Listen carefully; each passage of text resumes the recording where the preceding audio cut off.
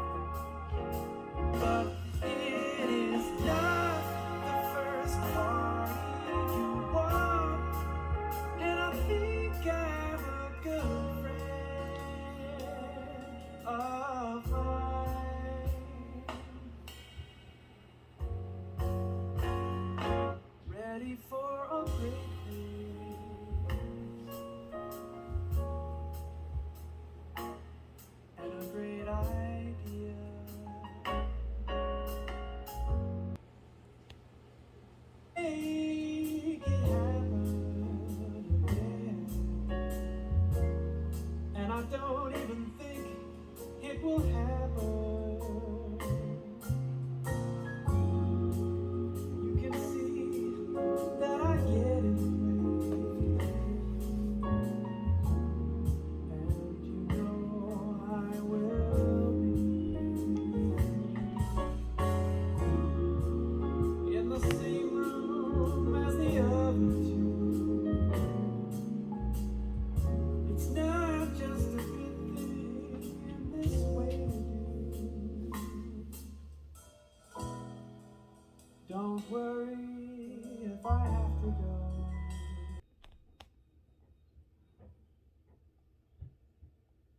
I think it's just me.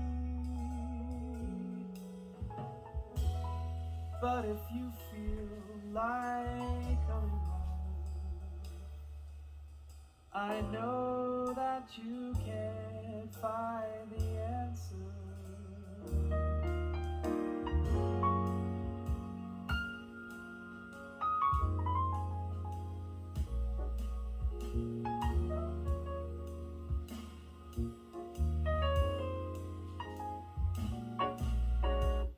All right, that's the first song. I'm gonna play the second song.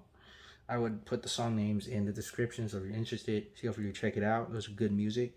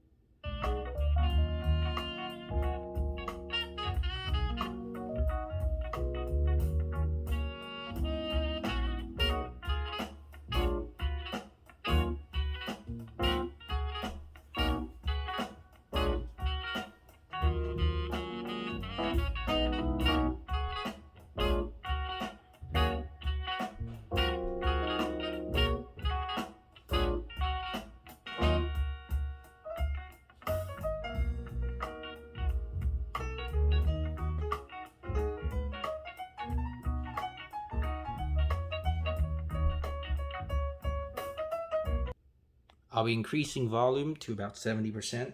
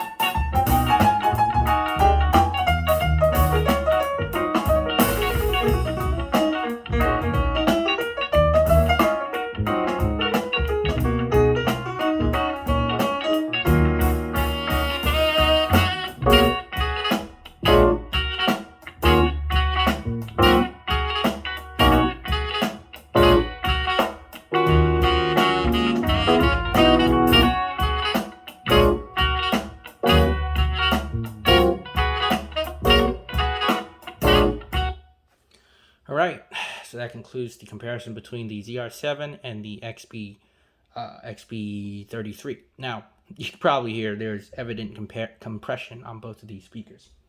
Alright, let's compare the ZR7 to my homemade speaker then. They're now playing at 50% volume again. I will crank them up to 70 a little later.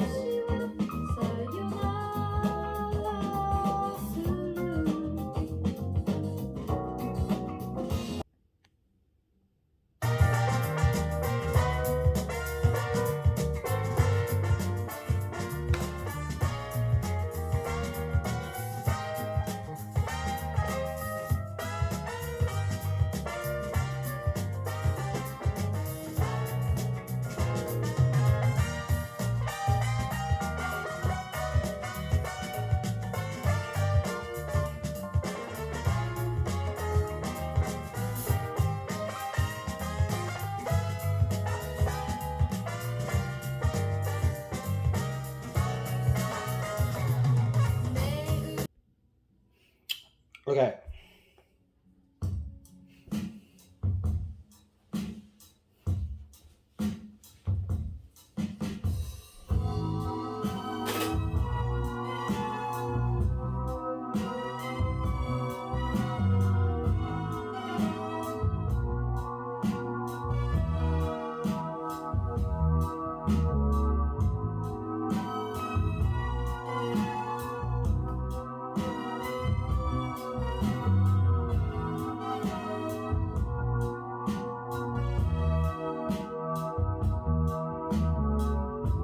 Spend some time away, getting ready for the day you're born again.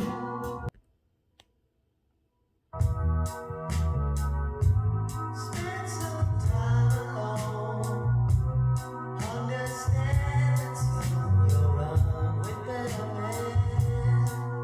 Alone again, alone again, alone again, alone again, alone.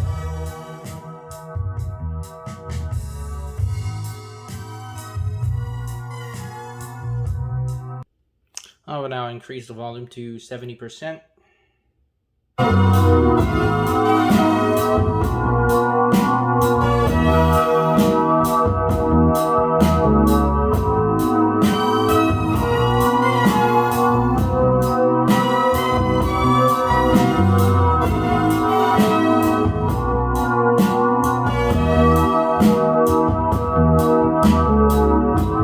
No use looking out, it's within the break that lonely feeling.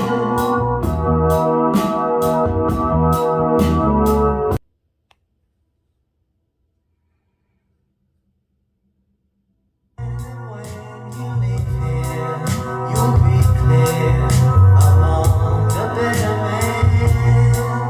Alone again, alone again, alone again, alone again,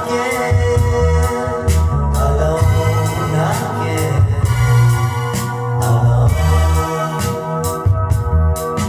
alone again,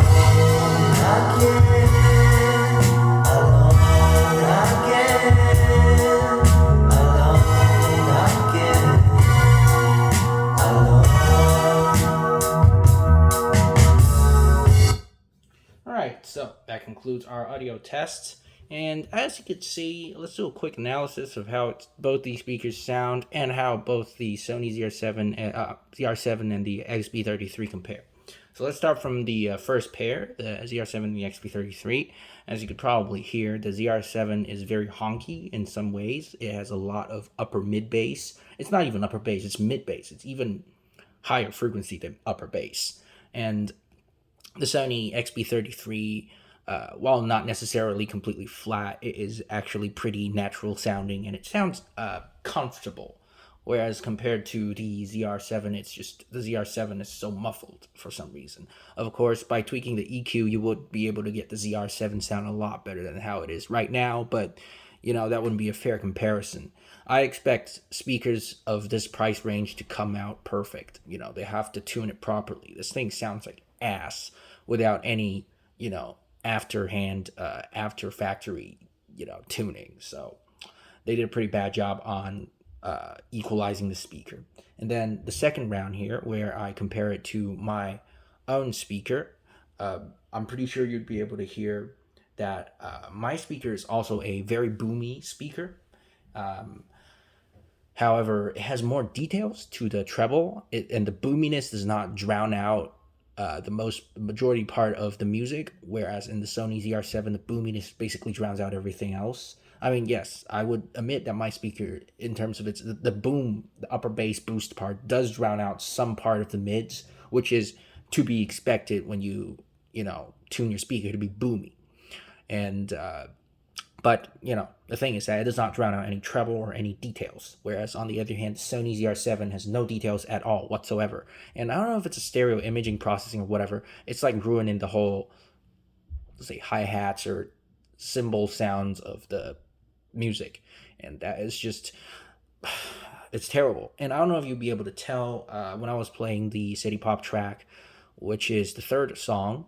Uh, that lady is supposed to be singing in a quite dry environment, and I'm pretty sure it represents that pretty well with the homemade speaker. But when I switched to the ZR7, it sounds as if she was singing in the bathroom for some reason. I don't know why that's how it is. I'm pretty sure Sony added a whole lot of unnecessary reverb to the audio processing on the Sony ZR7, and guess what? When I had it to mono mode, that does not happen that bad. It doesn't. It's not that bad. The reverb issue. So I don't know, man. Let's talk about the higher volumes comparison part. Where I was on with the Sony, well, the Sony not only retains a little bit more bass, it also still has more detail and it's not as distorted as the ZR7. I mean, the XB33 is not as distorted as the ZR7, which is pretty crazy considering the ZR7 is almost twice as powerful as the XB33. And tell you what, both get about as loud, similar in terms of loudness. Maybe the ZR7 is a little louder because it compresses more. But yeah, it can't even beat a cheapo $100 Bluetooth speaker these days. Not to mention the homemade ones. My own speaker also gets louder than the ZR7. However, there is distortion due to port noise because it is a ported system. It's not a sealed nor a passive radiator system. That speaker cabinet is just the one I salvaged from an iHome speaker, so it is ported. But, still you'd be able to see my speaker also retains more bass compared to the Sony ZR7. And honestly, I felt like they could have had better woofers in the ZR7 because, as you'll see in the next part, these woofers they look fine, but they are pretty bad in my opinion. So that's the sound comparison. Then in this next part, I will be taking the Sony ZR7 apart and we'll take a look at what's inside of the speaker. Right, so I've taken the speaker apart, and this is about as far as I would go because going even deeper would require me ripping off some glue and, the bottom plate where the computer is at and the top plate where these touch panel is at is glue into it, and I'm not going to remove it because it's gonna, once I do that and I put it back together, it's gonna start vibrating since the speaker does make a lot of vibrations, and I'm not gonna get into those parts, but I'm pretty sure this would be enough. We'll be able to see the speaker drive versus the woofer in the mid-range, and also the amplifiers down there inside. Now, as you can see, this mid-tweeter is, I'd say it's more of a mid-range, but it is a 2-inch. I'd say would handle a lot more than 10 watts. And these, actually, I'll be honest, these speakers are pretty good. They could handle perfect full range. I've tested these, and as you can see in my speaker testing video I just uploaded a while back, these are pretty good. They're pretty clean, even a maximum excursion, and that actually surprised me because except for the voice code, there's basically no venting. Alright, next up we have the woofers. These woofers are crap, I'll be honest with you. These woofers are the worst woofers in a Sony product I've seen so far, that has a neo-dimming magnet. I've seen the XB41 woofers, and I've seen the XB40 woofers. I've heard them in person, and both of those sound way better than these. They're the same size. I don't really know what Sony was doing with these, or as a matter of fact, I don't think Sony even designed these woofers because they are very, very, very noisy. You could see them in my video. They had a high roll surround. It looks very, very beefy, but I'll give you that. These speakers are absolutely crap. The woofers are just terrible. They barely move. If you want excursion out of them, there would be whole lots of mechanical noise, and you won't even get maximum excursion without the magnet getting hot and starting to smell. I didn't go that far because I already know that it is getting hot, and before it started to smell, I turned down the volume. That's not when I was doing the test. That was before I started a test, which I was determining just how much power I would put into these speakers, and I'll tell you that they don't take power well. That's just very, very unfortunate. Okay, now let's take a look at the amplifier down there inside. I would turn on the lights So those are TAS5756 Texas Instrument amplifiers. They are 30-watt stereo amplifiers. So I'm sure they're using it as a stereo amplifier with one channel driving the woofer and the other driving the full range driver. 30 watts per channel, which means this whole system could output up to 120 watts total system output power. However, that would be the case if it's in its ideal conditions. But the power supply in this unit is only about 50 watts capable.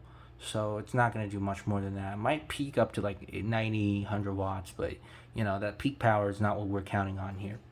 And the back there, that would be a passive radiator for the low frequency response of this unit. It's terribly tuned. It's tuned very boomy, so the passive radiator does work at the time being, but it doesn't really help much with the boominess. In fact, it actually makes it worse. Okay, now that concludes our teardown. I'm going to put this back together and we're going to wrap up. Alright, so now that I've put it back together, let's wrap up. Anyways, sound quality wise, this thing is very, very boomy. It drowns out a lot of other parts of the music. Also, this thing has a very bad imaging processor. It sounds as if they are adding a whole lot of unnecessary reverb to it. While it does sound as if it does have some sort of wider stereo separation, but also loses a lot of details, and I mean a lot. Remember the boombox Sony SRS-ZR7? This baby right here. It's the similar kind of imaging processing they have on that. They also have kind of like a live or DSP settings that makes it sound as if it was more spacious, but you know, while activating all that, it just makes it lose details. All right, build quality wise, Sony quality as always, good circuit boards and all that. The components they use are definitely proper branded components. There's not one hung low stuff. There's none of knockoff chips in there and something like that. It's all either Texas Instruments, Sony's, their own, or you know, something that is somewhat decent at the very least. It's not like your cheap Chinese Bluetooth speakers you see these days, right? The only issues with the build quality I have is the fact that, first off, this whole thing is plastic, and once I took it apart and had a look inside, the plastic's actually not that good. It's kind of brittle. While yes, you won't be bringing this around, and since it's brittle, it means it's kind of harder, so it's not resonant much, but I don't know, you know. At this price point, the other speakers like Viva are already having metal outer frames, which would stop vibration quite a bit better than just regular plastic stuff. But then again, I am not a material science guy, so I don't know if that's, you know, I don't know if they have any reasons behind using plastic like that, but I'll say to the very least that they do have a supporting rib in the middle, so it's going to stop some vibrations, which is very good in terms of designs here. Another issue with the build quality is the fact that these woofers suck ass. They are the worst woofers I've seen from Sony speakers, except for the ones in the 90s. There's actually really bad stuff back in the 90s coming out from Sony. But, you know, as for this device, a post-2010 Sony device, these woofers are the worst I've seen. They are very, very noisy, and they are very inefficient and does not handle a lot of power. All right. Okay. Now let's last part is the user interface that I want to talk about. It's pretty simple, but it has quite a few features. Despite that, it's also really easy to use. The only thing is the app connection is kind of troublesome. But you know, I guess if you're just using Bluetooth or HDMI or just regular audio in and USB playing, this would be pretty easy for you. There's a function key on top, and just by tapping that, you would be able to switch between different functions. There's no speakerphone, none of that stuff. All you get is a speaker, and a speaker alone. That's all you have. The only thing I can nitpick about the user interface is the fact that it takes about 30 seconds to a minute to boot up whenever you plug it in, because there's a built-in microcomputer in there that does all the processing for not only the audio but also for the Wi-Fi streaming and Bluetooth and all that stuff. So because of that being there, hey, it's gonna take a while to boot up, and you gotta cope with that if you're into the speaker. Anyways, to conclude, I'm still gonna put out my verdict and whatsoever. I don't think you can find this brand new anymore, but if you want to get some of these on eBay, I recommend you not spend over $80. Anything more than that, I said go get an Anchor. But if you want Wi-Fi, well, I guess there's not really much option out there these days that could perform as good or outperform this, except for the Sonos ones. But at the same time, the Sonos ones could go for a lot more expensive than just $100. Unless you get this shipped from Japan, which I think is definitely not worth it. Anyways, just to conclude, is this a worthy buy for $25? Yes. For their MSRP $300-400 or like $250 at a later time, hell no. There's way better options out there. So there you have it. Thank you for watching.